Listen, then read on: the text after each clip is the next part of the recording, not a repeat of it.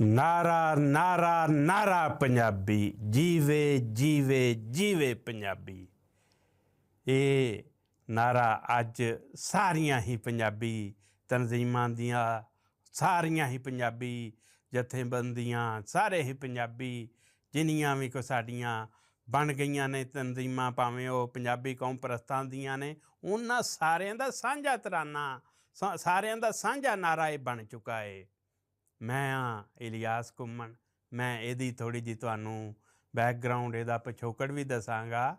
ਮੈਂ ਕਰਾਚੀ ਤੋਂ ਪੜ੍ਹਿਆ। ਮੈਂ ਪੰਜਾਬੀ ਸਟੂਡੈਂਟ ਐਸੋਸੀਏਸ਼ਨ ਨਾਲ ਮੇਰਾ ਤਲਕ ਸੀ ਅਤੇ ਮੈਂ 80 81 ਅਤੇ ਫਿਰ 86 ਤੱਕ ਮੈਂ ਕਰਾਚੀ ਵਿੱਚ ਹੀ ਜਿਹੜਾ ਉਹ ਪੜ੍ਹਿਆ। ਔਰ ਸਿੰਧ ਦੇ ਅੰਦਰ ਜਿਹੜਾ ਇੱਕ ਉਸ ਵੇਲੇ ਜ਼ੁਲਮ ਜ਼ਿਆਦਤੀ ਪੰਜਾਬੀਆਂ ਦੇ ਨਾਲ ਹੋ ਰਹੀ ਸੀ, ਫਿਰ ਕਰਾਚੀ ਦੇ ਵਿੱਚ ਵੀ ਉਹ ਦੌਰ ਆਇਆ ਕਿ ਪੰਜਾਬੀ ਦੇ ਵਿੱਚ ਜਿਹੜਾ ਪੰਜਾਬੀਆਂ ਦੇ ਨਾਲ ਕਰਾਚੀ ਵਿੱਚ ਵੀ ਬੜਾ ਹੀ ਜ਼ੁਲਮ ਦਾ ਦੌਰ ਸ਼ੁਰੂ ਹੋਇਆ। ਔਰ ਕਈ ਦਹਾਕਿਆਂ ਤੱਕ ਕਿਸੇ ਦਾ ਪੰਜਾਬੀ ਹੋਣਾ ਹੀ ਇੱਕ ਜਿਹੜਾ ਉਹਦਾ ਜੁਰਮ ਜਿਹੜਾ ਉਹ ਬਣਾ ਦਿੱਤਾ ਜਾਂਦਾ ਸੀ।